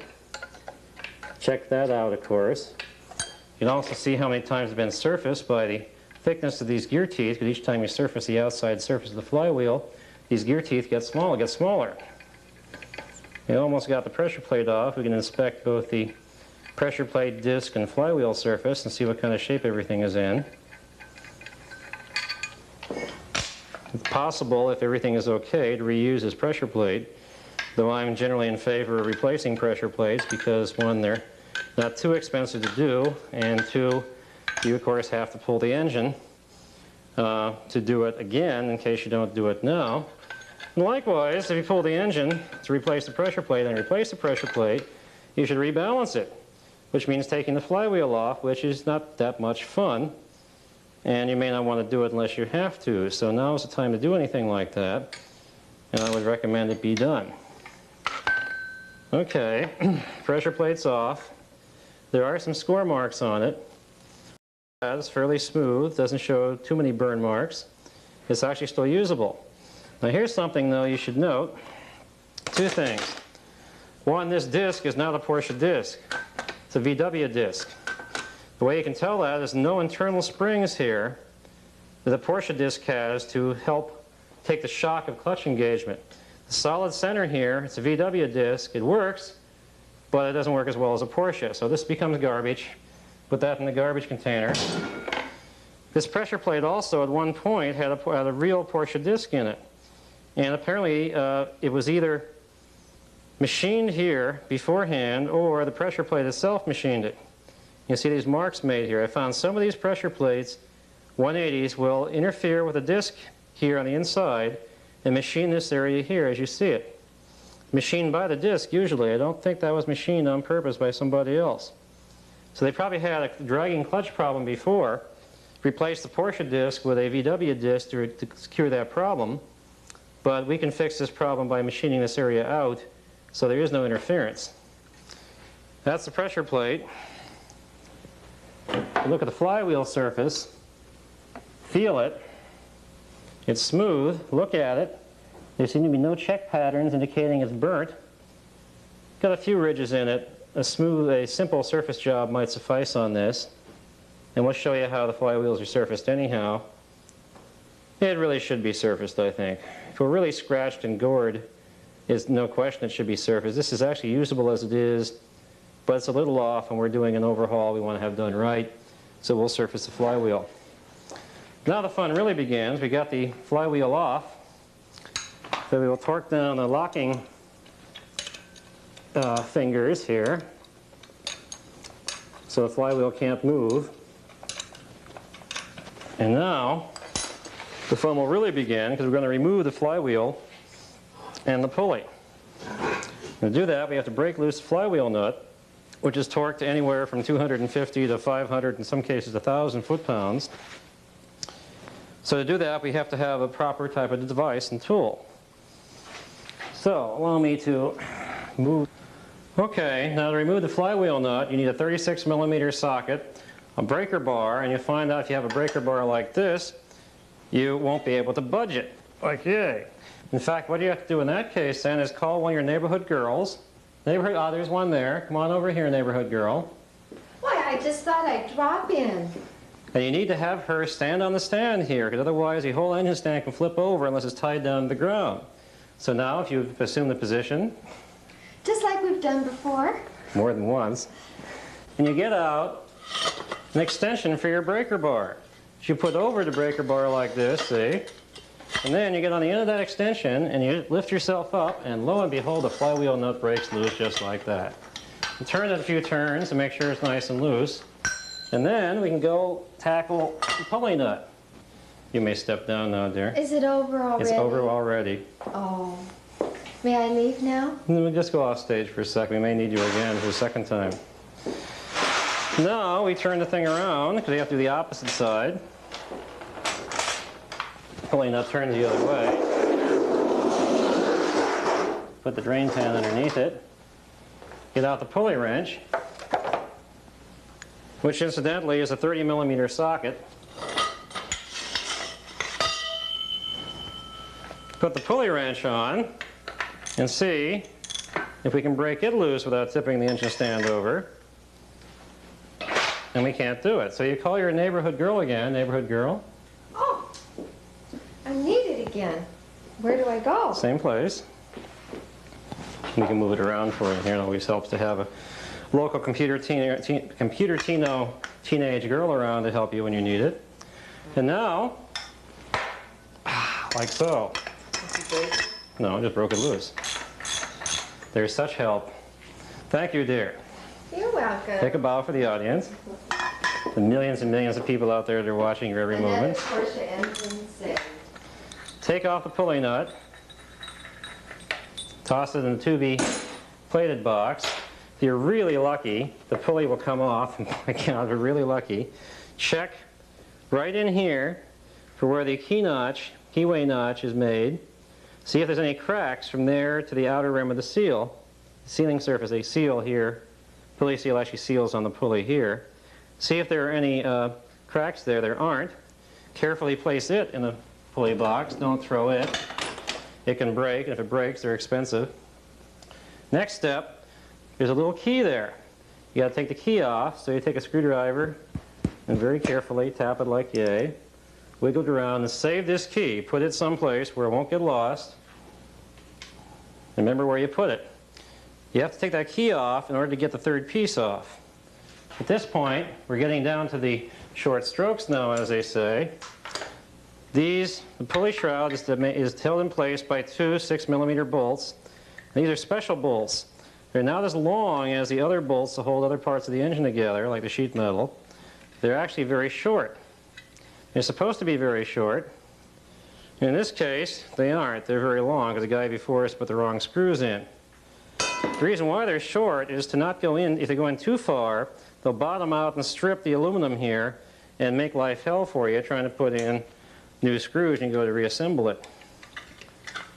So you take the other one out and the pulley shroud then becomes free. Again, the wrong screw. These should be very short screws, less than 6mm long. Put that in the to-be strip box. At this point, you can also, with a 10mm wrench, loosen all the nuts on the oil pump cover. Since you have to do that anyhow eventually when you take it apart, you may as well do it now.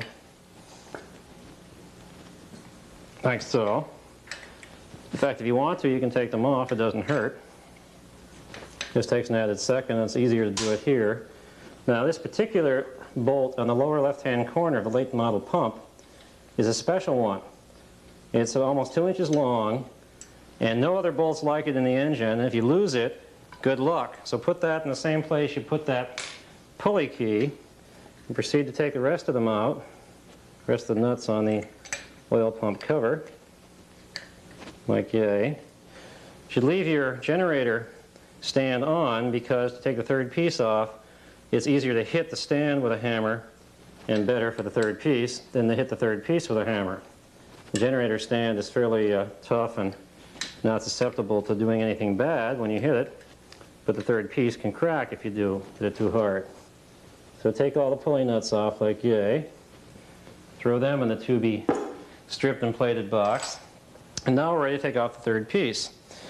Now, like I said, these nuts here should be 12mm across the flat, but it's because some turkey was here before us, they've been changed to 13. So get out a 13mm wrench or socket and take all these babies off. There's 11 of these nuts on the third piece of a 356 case, and there's 7 on the 912 with 4 funny-looking nuts that are for the 912 rear mount. So take them all off. Okay. Takes a few minutes to do this, but it doesn't take too long. If you want to, you can go out and get a beer. This is pretty boring. But it's something you have to do if you want to remove the third piece.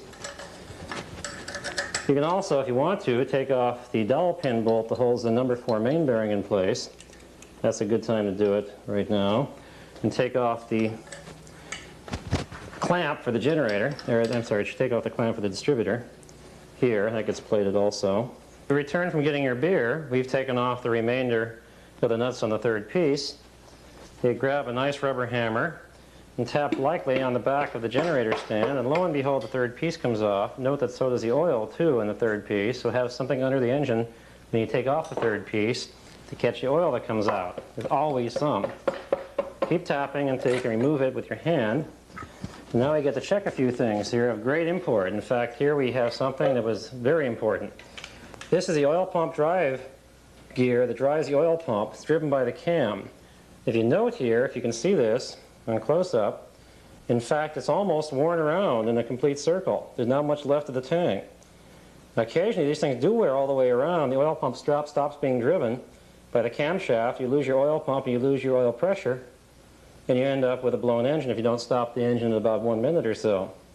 This one is going to have to be replaced, this oil pump drive. In fact, the cam shows pretty severe wear of it too, so either it'll have to be welded or replaced. And we'll probably replace it with another camshaft.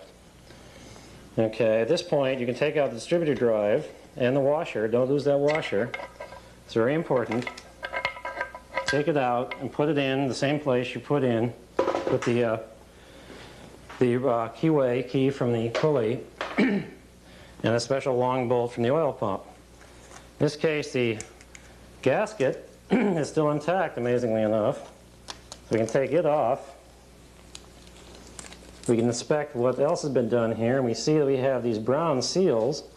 They're the wrong ones. These seals are for a 912 isolated mount cooler, and they're being used here for the oil passageways. They work, but they're actually the wrong ones. It could pinch the oil passageway too much. It didn't do it in this case. This is your bypass line that takes oil pressure from behind the number 3 main bearing and feeds it to below your oil pressure bypass valve. And that's to allow oil to go to the cooler. So you take it off and you can either plate this, strip it and plate it, or just clean it up and use it again. I like to strip it and plate it. We'll set this aside for the time being. And now we go to the finishing off the rest of the case. At this point, it's nice to take a 19mm wrench box and loosen but not remove the oil temperature sender. And likewise, a 14mm wrench can be used to loosen and remove the oil line to the oil filter. If we have a 14mm here, like yay. And a 17mm open end can be used here. Earlier ones had a 14mm, but everything post 1961.5 has 17mm. Take off everything, save all the washers in case you may need them later, and put this in the same place as all the other important pieces we just discussed, like so. Now we may as well take this off too. This is the oil return line from the filter. 12mm wrench takes it off. Unscrew it. This is an ugly line. You can toss it or keep it for a spare. We'll put a new one on. At this point now, we're left with only a few more fasteners. We can split the case. Good time to take off the oil cooler. You have good access to it. These early coolers are 10mm across the flat. So a 10mm wrench will take it off. And we have a 10mm wrench here. Loosen them. Sometimes you'll be surprised that you'll find these coolers have one or more broken studs. And the broken studs, even though there's one or two, occasionally two of these studs are broken, the coolers won't leak. It's pretty incredible, but it happens a lot. Another reason why I don't like these coolers is because the 6mm studs they have do tend to break. And believe me, on your engine, when they break, they'll leak. But on other engines I've seen that they don't leak.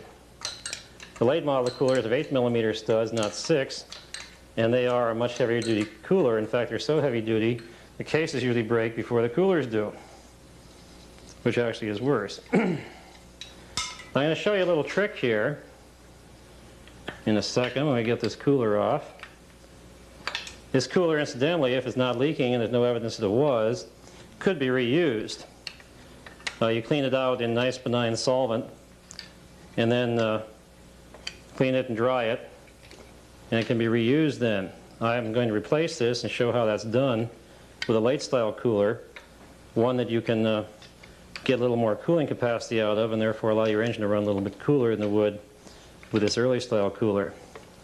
Take off all 3 6mm nuts, which are 10mm across the flat. And after you get that one off, like yay, this will come up. Again, you use the wrong washers, seals here. These are again from a 912, but that doesn't matter now. Now I'm going to show you a neat little trick on how to get this bolt out here to plate it. You must remove the fitting for the oil return from the oil filter. Now you try to remove it like yay, you'll find that it sometimes works like it did. But if it didn't work, what you can do is go get your return line, put on your 11mm wrench, put the return line back on again. That will imprison the wrench on top of the fitting, and then you can turn and break it loose without rounding off the nuts. Now in this case the fitting came out easily, but in many cases that fitting is really hard to get out, and you'll have no choice but to use that technique I just showed you. Anyhow, you take the fitting out, and now we can get out all 8, 4 on the top and 4 on the bottom, perimeter bolts. We'll take off the 6 acorn nuts, and we'll take off the 2 nuts that are on opposite the cam plug, which means you have to take the flywheel off, which is why we broke it loose. And then we can split the case. So, bear with me now. We will find the 14mm wrench and a 14mm socket all set up here. Excuse me while I cross. Break them loose and take them off.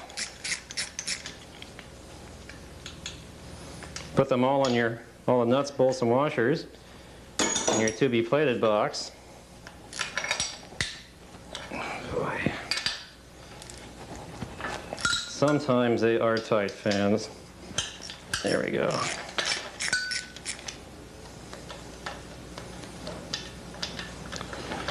We're in the final stages here, within about 5 minutes or so of splitting the case.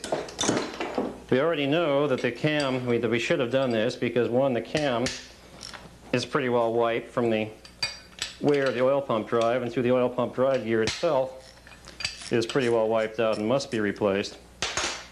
This engine probably only had about 10,000, 20,000 more miles to go before that oil pump drive would have worn completely around, leaving 0 oil pressure in the engine and necessitated a required overhaul. The wear gets exponential when it starts to wear a little, flops around more and more. The more it wears, the faster it wears, and very quickly you get exponential wear and failure of the part. So we were on that curve, exponential part of the curve. It wouldn't have lasted much longer. Now, get the bottom ones out.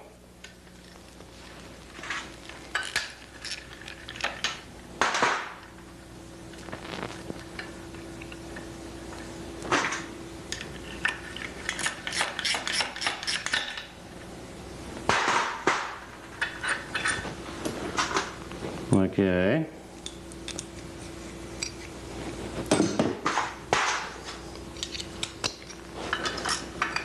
Fooling around in the mud and the blood and the beer. Ah! While you're here, you can check out the cam, see if there's anything strange about the cam gear teeth, the crank gear drive teeth. I see nothing weird here except for the wear of the slot in the center of the cam where that oil pressure or oil pump gear wart. Other than that, it seems to be in fairly decent shape. Okay, one more to go. And we can then take all the bolts out, perimeter bolts. That'll leave just the 6 acorn nuts.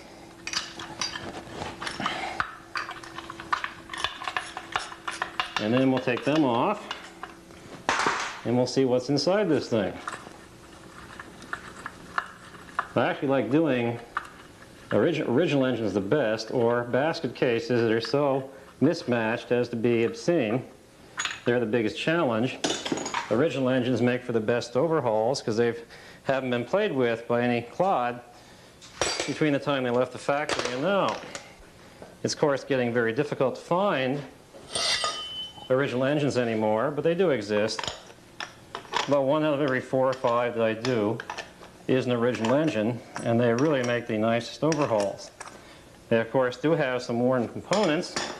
The pistons are junk and the oil pump drives are junk and the cams have to be ground or replaced. But the heads are usually uncracked. Now take the flywheel nut off and take a screwdriver and wiggle back and forth. Carefully, don't overdo it. Alternate, hold on the flywheel with one hand so you don't drop it or anything. And if you wiggle, it'll eventually come off. Check the dowel pin area for elongation dowel pins, elongated dowel pin holes in the crank or flywheel. These are fine. Check the seal area here for having a big score mark, which it doesn't. That's fine. Check the surface like we did before. Fairly smooth, but we'll surface it to show you how that's done. Take this to the machine shop, set it in a safe place. Now there's two nuts here, which you can't see. They're around the cam plug. In this case, they're 12 millimeter across the flat, which is nice because it's hard to get to. They're usually 14 on a 356 and 13 on a 912.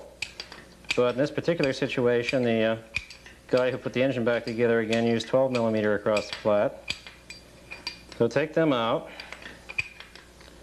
And then we have 6 case acorn nuts to go, and we can then split the case. Incidentally, if you do have difficulty finding parts, HCP Research has a goodly supply of them. In fact, usually more of a supply than any other supplier has. If you need any parts for a 356 or 912 engine, either for an overhaul or replacement parts or things that have failed, drop us a line, we'll see what we can do for you. We usually deliver. The acorn nuts are 15 millimeter across the flat, so a 15 millimeter wrench will take them off. Oh, they're tied to 29 foot-pounds unless somebody used red Loctite. I don't know what they used in this case, but they're pretty tight. This one is a through bolt. Oh, it's pretty loose. They didn't tighten that one down right. That one's about right.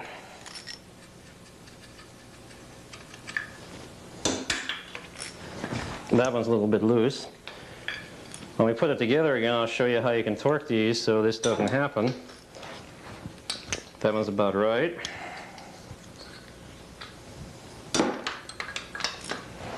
And that one's pretty tight. So kind of all over the ballpark there. Okay, now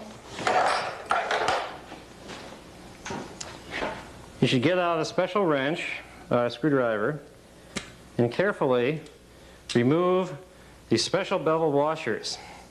These are special. They have an inside bevel here for the O-ring seal that fits over the stud to prevent leaks. Do not plate these. When you plate them, they crack. You can through bolt out. It has a washer on it on the other side. Take the washer off, save the washer, put it with the other ones, and then take the bolt itself and put it in to be plated. You don't have to, but it looks nicer. Now everything is off, the case is ready to split, so rotate the engine until it's like about yay. Get a piece of 2x4 or 2x6, place it like so, and with a nice sledgehammer or something, give it a couple of nice love taps. Like yay. Then go down underneath.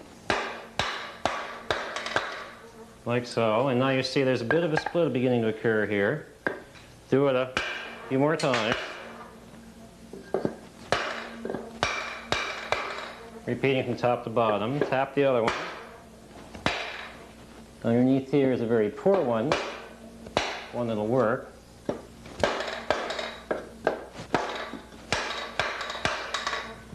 Okay. A few more times.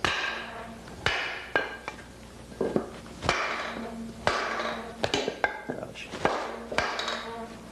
Don't try and put a screwdriver. It's very tempting to put a screwdriver in here, but don't do it. Now sometimes if it moves too much, you can attach it like yay and use momentum. You got to make sure everything is off, including all the gaskets here, all the bolts. Everything is off. Just a matter of time.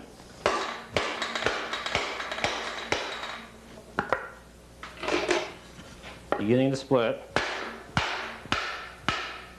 Yep, beginning to split all right.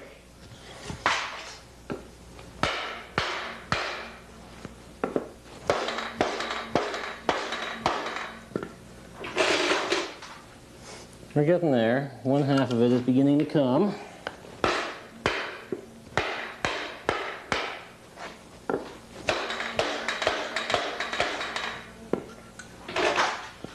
Slowly.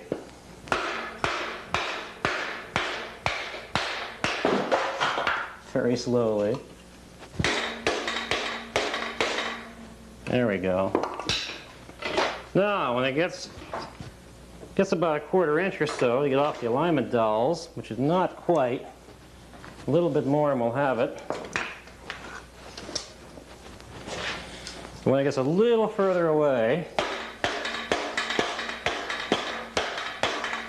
it'll be time to decide which side of the case the crank is going in. Occasionally at this point, we can tip it again, and this should usually do it.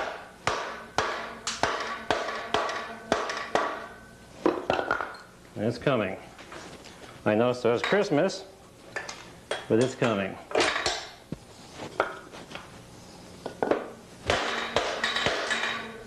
There we go. Use the wood, you won't damage it. If you hit on these flanges directly, you can break them off against the wood. Okay, when it gets to be about 1 inch apart, you gotta watch out because your camshaft can fall on the ground.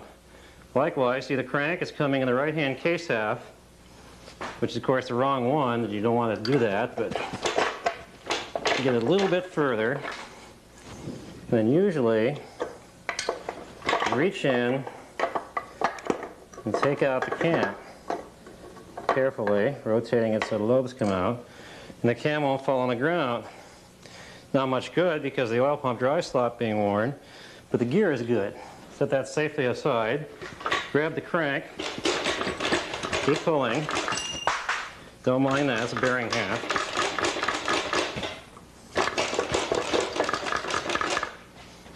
Keep wiggling. And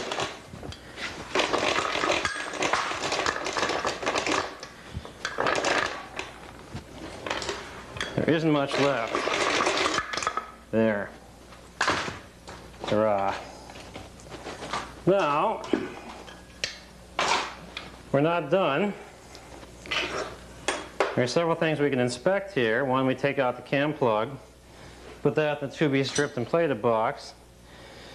Here are the cam followers. We look at them, see if they have numbers. They do. 21411, that's out of a 62 Super. You can pull all 8 cam followers out and check it. They all hold the same number so far. We can take the crank out, the case, like yay. Take the bearing off, inspect it for crud. It's got some. Look at the crank, it looks pretty good. We have to measure it though, the micrometer to be sure, and magnaflux it. The rods are late model rods, 01 type rods. We can, they're very excellent rods, same as 912. We'll take the rods off the crank in a second. We grab a main bearing, one that fell out. We clean it off. We can sometimes see a number on it, which would be the size. But in this particular situation, I don't believe we can. So we'll have to clean the case and torque it together anyhow, and measure the bore, and see if it has to be a line board or not. Take off all the seals, old seals on the studs. Actually, you should have done that after you took the washers off. With an X-Acto knife, it's kind of hard to get in there, but you can do it. And we'll clean the case thoroughly, torque it together, measure the case bore, and see if they have to line bore it. If we do have to line bore it, HCP Research has a goodly supply of line bore bearings for 356As and Bs, those with 50mm crankshafts that are found no place else. All right, now I will show you in a second here how to take the crankshaft apart with only your old flywheel and the flywheel nut.